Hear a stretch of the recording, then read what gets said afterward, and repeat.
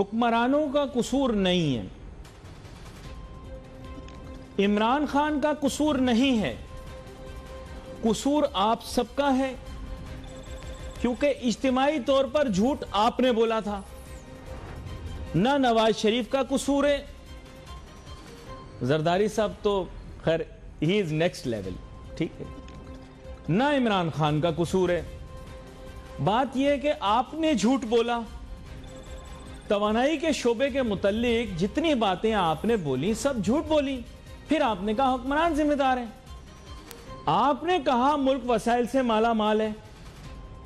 देखिए, हुक्मरान तो आप लोगों की बात सुनेगा ना, अवाम की बात सुनेगा, इंटेलिजेंशिया की बात सुनेगा, एकेडमिया की बात सुनेगा, सब्जेक्ट एक्सपर्ट की बात सुनेगा। आप लोगों ने बोले झूठ कि जी पाकिस्तान के पास वसाइल वाफिर मिकदार के अंदर मौजूद है, तेलो गैस के वसी वसाइल मौजूद हैं, यहां से भी गैस निकल रही है, वहां से भी गैस निकल रही है, यहां से भी गैस का मसला बहुत होता है पाकिस्तानियों को, तो गैस बहुत ज्यादा है। तो अब कसूर हुक्मरान का तो नहीं है ना। फिर उसके बाद आपने कहा कि पाकिस्तान 5 दरियाओं का मुल्क है, तो 5 दरिया तो आपके पास है ही नहीं। आपने गुमराह किया हुक्मरानों को। पाक स्टडीज की किताब में आपने नॉनसेंस लिखी, क्योंकि बात यह है कि जब आप जाएं, खुद जाएं, लाहौर शहर के पास रावी दरिया बहता है, जाके देख लें कितना बह रहा है, पता लग जाएगा 5 दरिया कहां है। तो देखें, झूठ आप लोग बोल रहे हैं, इज्तिमाई तौर पे झूठ बोल रहे हैं, कायदीन को जिम्मेदार ठहरा रहे हैं। फिर तेल आपके पास, मैंने उस दिन आपको बता दिया, आप चेक कर लो, यूनाइटेड स्टेट्स की एनर्जी की वेबसाइट, उससे चेक कर लो, दुनिया में जितनी वेबसाइट हैं उनसे चेक कर लो। पाकिस्तान के पास तेल के जखायर इतने हैं कि अगर कल को हमें दुनिया तेल देना बंद कर दे और हम अपना सारा तेल निकाल भी लें, तो 2 साल में खत्म, जीरो, फिनिश, खाली। वसाइल से माला माल, वसाइल से माला माल, डिस्को, हर बात पे डिस्को, दर्दे डिस्को, दर्दे डिस्को। ये दर्दे डिस्को अपने अंदर से निकालो। ये फजूलियात जो बकवास खुद को सुना रहे हो, ये मत सुनाओ। दूध बनाने वाला ये मुल्क, आटा बनाने वाला ये मुल्क, बच्चे भूखे सो रहे हैं। वो अगले दिन मैंने अभी तस्वीर देखी, बच्चा कूड़े में से खाना निकाल के खा रहा है। यार मैं तो कहता हूं, यकीन करो, मैं अपने आप को कंट्रोल कर रहा हूं, मेरी अखलाकियात है, वरना आपको तो मुगल्लजात बक देने चाहिए। आपकी कौम को तो इज्तिमाई तौर पे आपको मुगल्लजात बकने चाहिए। ये भूखे बच्चे हैं यार, तन पे कपड़े नहीं है, आप ड्रामे करते हैं हम कॉटन प्रोड्यूसर है। रोटी को खाने को नहीं है, आटा बनाने वाला चौथा बड़ा मुल्क, डिस्को डांस, दर्दे डिस्को, दर्दे डिस्को। तेल के बारे में आपने झूठ बोला, गैस के बारे आपने झूठ बोला, पानी बारे आपने झूठ बोला, फिर बोला हमने दुनिया का सबसे बड़ा सोलर पार्क बना लिया। वाह यार वाह। यानी जी जिनपिंग जो है वो तो अपना मुरमुरे की डेयरी लगा के बैठा हुआ है, और जो बाइडेन जो है वो थड़े पे बर्गर बेच रहा बना के। यार आप क्या फजूल बातें करते हैं। दुनिया का सबसे बड़ा सोलर पार्क, औकात में रहा करो, हर बात में दुनिया का सबसे बड़ा नहीं होता तुम लोगों के पास। फिर कहते हो इमरान खान जिम्मेदार है। इमरान खान कैसे जिम्मेदार है? झूठ तुमने बोला, इमरान खान का जिम्मेदार है। फिर बोला air corridor, air corridor, Pakistan में air corridor, air corridor, air corridor है तो मुझे यह बताओ कि तुम्हारे पास अगर एयर कॉरिडोर है तो आप हवा से बिजली क्यों नहीं बना रहे? क्योंकि आप 0/0 झूठ बोलते हो, आप फराडिया लोग हो। आपने बोला कोयला निकल आया, थर में कोयला, डिस्को डांस। हर बात पे मुझे ऐसे लगता है जैसे अंजुमन के जरासीम आप लोगों में घुस गए। अंजुमन पाकिस्तानी अदाकारा थी, फिल्म में डांस करती थी, जिस जगह डांस करती थी वहां 10 साल तक अनाज नहीं पैदा होता था। आप लोगों का भी यही प्रॉब्लम है। बोले थर में कोयला निकल आया, डिस्को डांस, भंगड़े। ओ भाई, थर में जो कोयला निकला, बैनुल अक़वामी माहिरीन ने पहले तो बताया ये कूड़ा है, फिर जिद पे आ गए। जिद पे तो फौरन आ जाते हैं ना, जिद पे आ जाते हैं। घर का कूड़ा हो, फिर उसको बोला यहीं पे जलाएंगे, कभी बोल रहे हम बाहर नहीं ले जा सकते, यहीं पे जलाएंगे, तवानाई बनाएंगे, वो 0/0। सबसे सस्ती बिजली, अबे भाई सबसे सस्ती बिजली नहीं, माहौलियाती आलूदगी। ये जो सब लोग खांसते खंखारते फिर रहे हो और पूरे पाकिस्तान को दिल की बीमारियां लगी हुई हैं, ये फराड कर रहे हैं, तुम्हारे साथ बता नहीं रहे हैं। हवा में ऐसी चीजें मुअल्लक हैं। सुनो मेरी बात, अपनी तरफ से डॉक्टर बने फिरते हैं। एयर क्वालिटी इंडेक्स जाके देखो पाकिस्तान का, हवा में मुअल्लक छोटे छोटे जुज हवा में मुअल्लक हैं। ये आपके अंदर जा रहे हैं सांस के जरिए, ये आपके नाक के बाल भी नहीं रोक सकते, आपके अंदर का जो सिस्टम है वो भी उन्हें नहीं रोक सकता। ये जाके पता है कहां बैठते हैं? आपके मसाम में बैठते हैं, आपके खून के साथ आपके निजाम में दाखिल हो जाते हैं। इससे दिल की बीमारियां पैदा होती हैं। कोल से बिजली बनाएंगे डिस्को डांस, कोल से बिजली बनाएंगे डिस्को डांस, वो केरोसिन ऑयल जलाएंगे डिस्को डांस, दर्दे डिस्को, दर्दे डिस्को, हर बात पे दर्दे डिस्को। तुम भाई साफ सुथरी एनर्जी, क्लीन एनर्जी की तरफ वर्ल्ड मूव कर रही है, क्लीन एनर्जी बनाओ। सोलर एनर्जी पे टैक्स माफ करो, पूरे पाकिस्तान में सोलर एनर्जी अलाउ करो, रेजिडेंशियल बैटरियों को सब्सिडाइज करो, उन पे मतलब कीमत कम ना करो, उनकी टैक्स खत्म करो।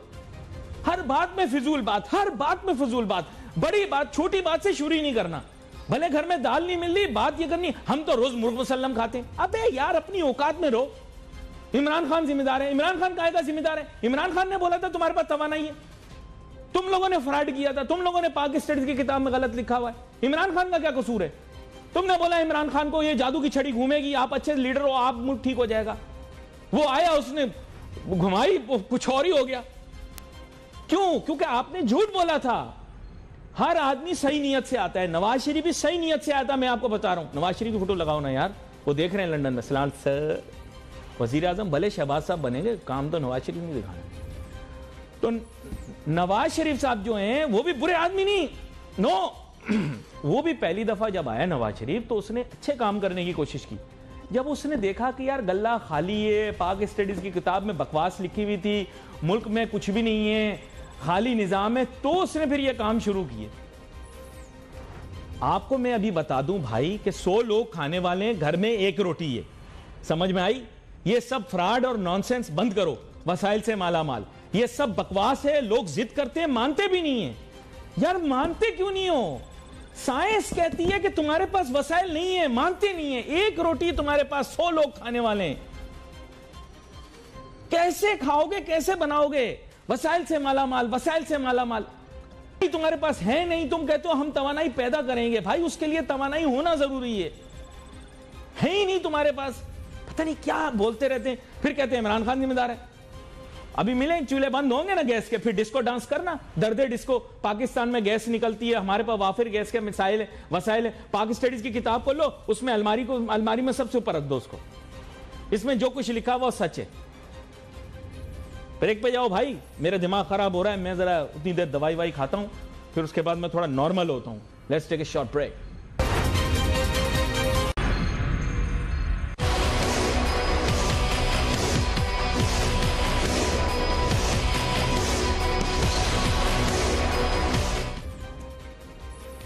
दर्दे डिस्को, दर्दे डिस्को, दिल में मेरे है दर्दे डिस्को। शान सईद साहब बैन अल-अक़वामी सतह के मईशतदान कुआलालंपुर से हमारे साथ शामिल गुफ्तगू हैं। शान सईद साहब, इससे कबल के मैं आपसे बाकायदा गुफ्तगू का आगाज़ करूँ, मुख्तसरन आपको बता दूँ कि हमारे यहाँ पाक स्टडीज़ की बुक में दर्दे डिस्को, दर्दे डिस्को, दिल में मेरे है दर्दे डिस्को, पाकिस्तान के पास वाफिर मिकदार में वसाइल मौजूद हैं। आपके सामने जिस मुल्क के अंदर आप मौजूद हैं उसके वसाइल का थोड़ा जिक्र कर देते हैं। मलेशिया के पास इस वक्त proven oil reserve 3.6 billion barrels के हैं, जबकि पाकिस्तान के पास इसका 10वां हिस्सा भी नहीं है, यानी कि तकरीबन 350 से 353 million with N M barrels का जखीरा मौजूद है। अगर पाकिस्तान दुनिया से इंपोर्ट बंद कर देता है तो दो साल के अंदर पाकिस्तान के ऑयल के वसाइल खत्म हो जाएंगे, जबकि मलेशिया 15 साल तक भी अगर दुनिया से तेल न ले तब भी अपना काम चला लेगी। तो आप मुझे बताएं कि फिर पाकिस्तान के अंदर हमारे मईशतदानों को दर्दे डिस्को काहे का है कि हमारे पास वसाइल ज्यादा हैं, जबकि मलेशिया जिसकी आबादी भी हमसे कम है और इस हिसाब से उसके पास वसाइल पेट्रोलियम मसनूआत के 10 गुना ज्यादा हमसे हैं। क्या वो भी पूरा दिन डिस्को डांस करते रहते हैं कि हम वसाइल से माला माल हैं, हमारे पास कोई कमी नहीं है, हमारे पास दुनिया की हर चीज है, दुनिया भिखारी है, दुनिया गंदी है, दुनिया साजिशी है? आपसे मैं ये जानना चाहता हूं, क्या वहां भी स्कूल में यही पढ़ाया जाता है, कॉलेज में यही पढ़ाया जाता है और आम गुफ्तगू में यही कहा जाता है? अली नासिर, हर मुल्क में जो है वो स्ट्रेटजी बनाई जाती है 3 साल 5 साल की। अनफॉर्चुनेटली हमारे मुल्क में कोई स्ट्रेटजी नहीं है। जैसे आपने मलेशिया की बात की, उन्होंने अपना सितंबर में 5 ईयर प्लान इशू किया है जो 12th है, उसमें उन्होंने स्ट्रेटेजाइज किया है कि हमने अपने रिसोर्सेज को किस तरह यूज करना है, टेक्नोलॉजी को किस तरह यूज करना है ताकि हम डेवलप इकोनॉमी बन जाए। तो मेरा ख्याल है पाकिस्तान में इस वक्त जो प्लानिंग का जो है वो बहुत बड़ा भुगतान है और हमें जो है इकोनॉमिक पॉलिसी फ्रेमवर्क डिवाइस करना चाहिए ताकि हमारा मुल्क जो है वो आगे बढ़े। हम पीछे की तरफ जा रहे हैं, हम आगे की तरफ नहीं जा रहे अनफॉर्चुनेटली। अच्छा, एक छोटा सा लुकमा आपको दे दूं। बैनुल अक़वामी जो कमोडिटीज होती हैं उस पर आपकी नजर होती है। हमारे यहाँ लोग कोल के ऊपर बहुत एम्फसाइज कर रहे हैं, लेकिन सर वो ये नहीं अंडरस्टैंड कर रहे कि आजकल के क्लाइमेट चेंज के दौर में जहां कॉप की जो है बैनुल अक़वामी आपको पता है इजलास भी हुआ, तो वहां पर वो CO2 और दीगर एमिशंस को कट डाउन करना चाह रहे हैं। इंटरनेशनली कोई भी पाकिस्तान के कोल के मंसूबे को फाइनेंस नहीं करेगा। तवानाई के शोबे में कोल को अपने मिक्स में शामिल करना हमारे लिए ना सिर्फ के नुकसानदेह है बल्कि डिजास्टर्स हो सकता है, क्योंकि बैनुल अक़वामी जो एग्रीमेंट्स हैं उनकी हम वायलेशन करेंगे। क्या कहते हैं आप? Ali Nasir, I am so grateful to you कि आपने ये सवाल उठाया है। दुनिया कोल से हट रही है। अभी जो कॉन्फ्रेंस हुई थी उसमें यही बात हुई कि कोल एमिशंस जो हैं वो 2040, 50, 60 तक उसको खत्म करना है, जीरो एमिशंस की तरफ जा रहे हैं। तो आप जो बात करें, पूरी दुनिया सब नेचुरल गैस की तरफ जा रही है और natural gas, solar energy, wind की तरफ जा रही है, कोई कोल की तरफ नहीं जा रहा। चाइना जैसा मुल्क जो है उसने अपनी जो कोल की जो मैन्युफैक्चरिंग में यूज होता था 71%, उन्होंने तकरीबन 50% पे ले आए। और सबसे ज्यादा जो पोल्यूटर है इस वक्त वो इंडिया है, US है। तो इन दोनों का मसला, इन्होंने अभी कोई कमिटमेंट नहीं की कि जी हम कोल की इमिशन जीरो कर देंगे। तो हमें जो है वो ज्यादातर नेचुरल गैस की तरफ फोकस करना चाहिए। वो एनवायरमेंट फ्रेंडली है, it's cheaper and it's in abundance. Coal जो है वो पोल्यूशन फैलाती है और जैसे आपने कहा हमारे कोल के जो प्रोजेक्ट्स हैं वो कोई नहीं फाइनेंस करने के लिए तैयार, क्योंकि तो सारी दुनिया जो है वो जीरो एमिशंस की तरफ जा रही है। तो हमें इस पे जो है फोकस देना होगा, नेचुरल गैस को जो है ज्यादा प्रमोट करना होगा एज कम्पेयर टू कोल जिसकी तरफ कोई नहीं जा रहा। अच्छा, एक चीज जो तवज्जो तलब है वो ये है कि बहुत सारे ममालिक इंक्लूडिंग चाइना अपने मिक्स में ज्यादा से ज्यादा सोलर एनर्जी को शामिल कर रहा है, जहां पर पाकिस्तान, जैसे आपने कहा कि स्ट्रेटेजिकली थिंक करें, तो डिस्पाइट क्लाइमेट चेंज पाकिस्तान में सनशाइन बहुत है। हम इसको कैपिटलाइज क्यों नहीं कर रहे हैं, मुझे समझ नहीं आ रहा, जबकि इसकी ट्रांसमिशन और बहुत जगह इसकी डिस्ट्रीब्यूशन कॉस्ट जीरो है। अगर आप अपने घर में खुद में इंस्टॉल कर लें तो इसकी कोई ट्रांसमिशन कॉस्ट नहीं है, इसकी कोई डिस्ट्रीब्यूशन कॉस्ट नहीं है। तो आपके ख्याल से क्या हुकूमत पाकिस्तान को इंडिविजुअल्स के लिए और रेजिडेंशियल के लिए सोलर एनर्जी लगाने की खुली इजाजत और इस पर छूट होनी चाहिए कि नहीं, ये बताएं। जी अली नासिर, सोलर और विंड जो है इसमें पाकिस्तान में इतना पोटेंशियल है और हमारे यहाँ जो चंपीए में लगे हुए हैं विंड पावर्स वो क्लियरली डेमोन्स्ट्रेट करते हैं कि हमारे यहाँ बहुत ज्यादा पोटेंशियल है। लेकिन वही बात आती है कि हमारा फोकस नहीं है, हम जो है ट्रिवियल चीजों में लग जाते हैं, कभी कोई धरने में और कभी कोई शेनानिगन्स में हम लग जाते हैं, जिसकी वजह से हमारा फोकस जो है वो बिल्कुल आउट हो गया हुआ है। हमें पता ही नहीं है कि किस चीज पे फोकस करना है, अपने रिजर्व्स किस तरह जो है उनको कैपिटलाइज करना है और आगे किस तरह बढ़ना है। दुनिया जो है एनर्जी की तरफ जा रही है कि किस तरह एनर्जी को कंजर्व किया जाए ताकि उनकी इकोनॉमी पे प्रेशर कम पड़े, क्योंकि अगले 2 साल तक कमोडिटी प्राइसेस ऊपर आएंगी और अगले साल ऑयल एंड नेचुरल गैस की प्राइसेस इस तरह ऊपर आएंगी और बहुत सारी इकोनॉमीज जो हैं उनको प्रेशर होगा और वो इकोनॉमिक डिप्रेशन में चली जाएंगी। शान सईद साहब, एक छोटी सी ब्रेक मैंने लेनी है, आप मेरे साथ ही रहिए, तो वो जारी रखेंगे। Let's take a short break.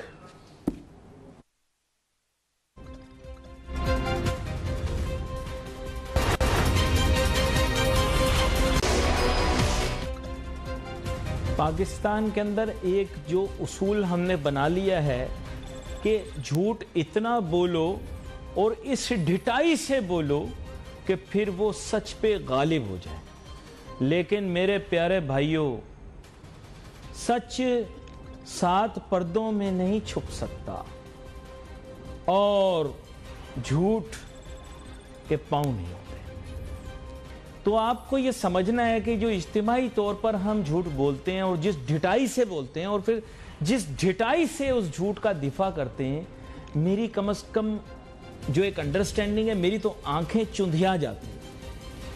क्या हम करना क्या चाह रहे हैं? क्यों झूठ बोल रहे हैं? अपने से झूठ बोल रहे हैं, खुद से झूठ बोल रहे हैं। खैर, मैं शान सईद साहब आपकी जानिब आता हूं। ये जो हम खुद से झूठ बोल रहे हैं और अपनी कहते हैं ना स्वॉट एनालिसिस करनी चाहिए अपने मुल्क की, हम स्ट्रेंथ को वीकनेस को स्ट्रेंथ के तौर पर जाहिर करते हैं। एक अपॉर्चुनिटी को हम थ्रेट के तौर पर देखते हैं और थ्रेट को हम अपॉर्चुनिटी के तौर पर देखते हैं। वैसे थ्रेट को तो अपॉर्चुनिटी के तौर पर ही देखना चाहिए, लेकिन यह कि अपॉर्चुनिटी को थ्रेट के तौर पर देखना, यह ना समझ में आने वाली बात। मुझे तो अभी तक समझ में नहीं आया जिस स्ट्रेटजी की आप बात कर रहे हैं। मैं शशोपंज का शिकार हूं, तवानाई का इतना सख्त बहरान, लेकिन हम हल इसलिए नहीं कर रहे क्योंकि हमने इतना झूठ बोला और इतनी ढिठाई से बोला है कि अब हमें यकीन ही नहीं आ रहा कि हमारे पास वसाइल खत्म हो गए। जब हुकूमत कहती है हम गैस देंगे, सिर्फ खाना पकाने के लिए गैस देंगे, तो अब हम कहते हैं नहीं यार हमारे पास गैस है, ये लोग दे ही नहीं रहे हमें, कोई साजिश है, कोई चक्कर है। लेकिन सच बात यह कि हमारे पास गैस है नहीं। तो इसको थोड़ा सा आप एक्सप्लेन करें, ये जो हम खुद के साथ झूठ बोलते हैं, इसकी वजह से जो हम हजीमत उठाते हैं, उसको एक्सप्लेन करें। जी अली नासिर, कुछ बातें हैं जो हम रियलिटीज के बिना पे नहीं करते। हमारी कुछ बातें जो हैं वो बड़ी फैंसी होती हैं। जब आपकी जो आउटलुक है वो बेस्ड हो फैंसी उस पे चीजों पे, तो वो कभी रियलिटी को जो है वो फेस नहीं कर सकती और वो इकोनॉमिक आउटकम्स डिलीवर नहीं कर सकी।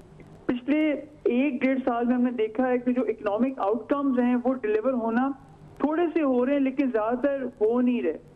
जहां तक आपने एनर्जी क्राइसिस की बात की, पूरी दुनिया में इस वक्त नेचुरल गैस और ऑयल की प्राइसेस बढ़ रही हैं। अगर मैं आपको यूके की एग्जांपल दूं, वहां पर गैस और इलेक्ट्रिसिटी की प्राइसेस जो हैं they have gone up by 100%। तो इस जो सर्दियां हैं और अगली जो जनवरी में फॉल आ रहा है, उसमें जो है क्राइसिस मजीद बढ़ेगा। और मेरा ख्याल है पूरी दुनिया में जो है हम जैसे देख रहे हैं स्टैगफ्लेशन आ रहा है। स्टैगफ्लेशन वो था जो 1970 में आया था, जब इन्फ्लेशन आपकी आई थी, ग्रोथ लोअर थी और अनएम्प्लॉयमेंट हाई थी।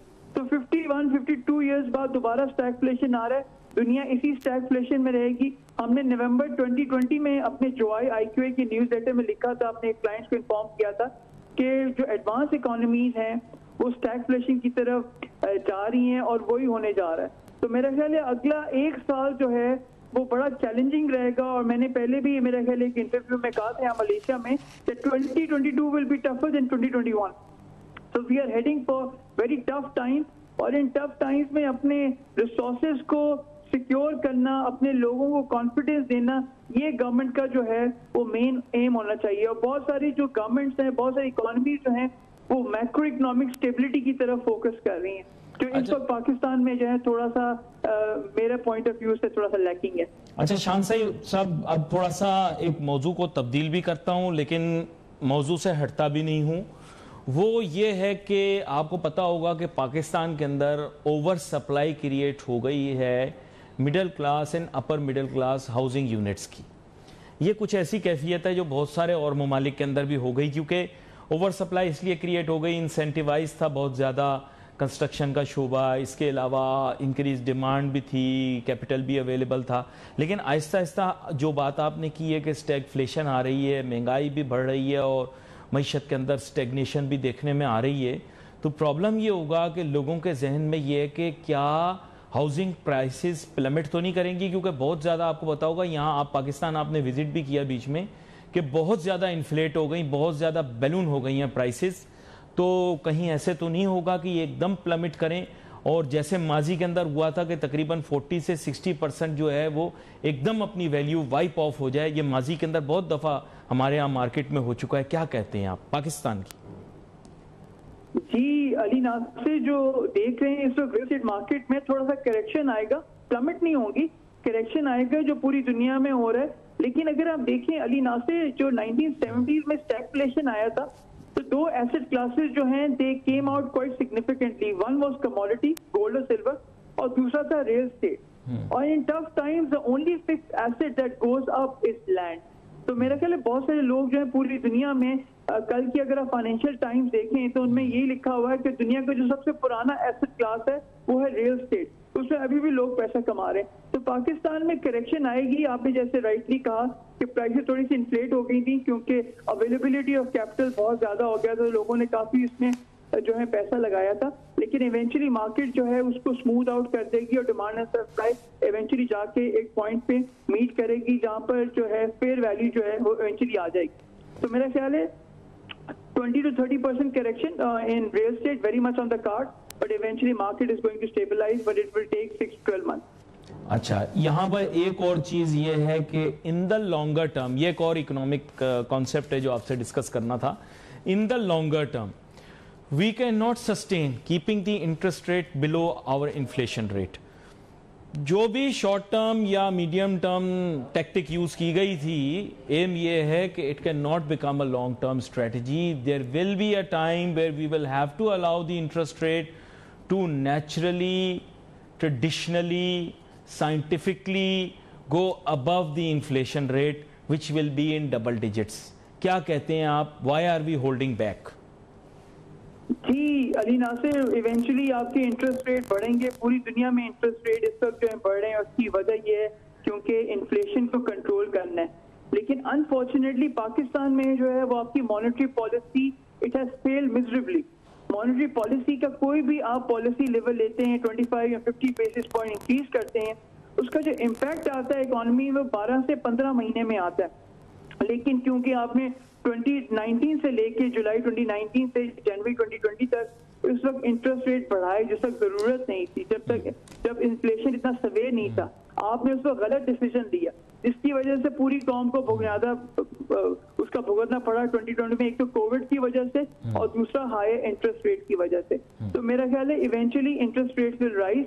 ये जो अगर अभी भी हमने interest rate 50 to 100 basis point increase के लिए उसका कोई इम्पैक्ट नहीं आएगा क्योंकि इन्फ्लेशन जो है सब ऊपर जा रहा है। आपका एग्रीकल्चर में इन्फ्लेशन आ रहा है पूरी दुनिया में, कमोडिटीज में, ऑयल एंड गैस में इन्फ्लेशन आ रहा है। तो central banks they have been behind the curve globally speaking.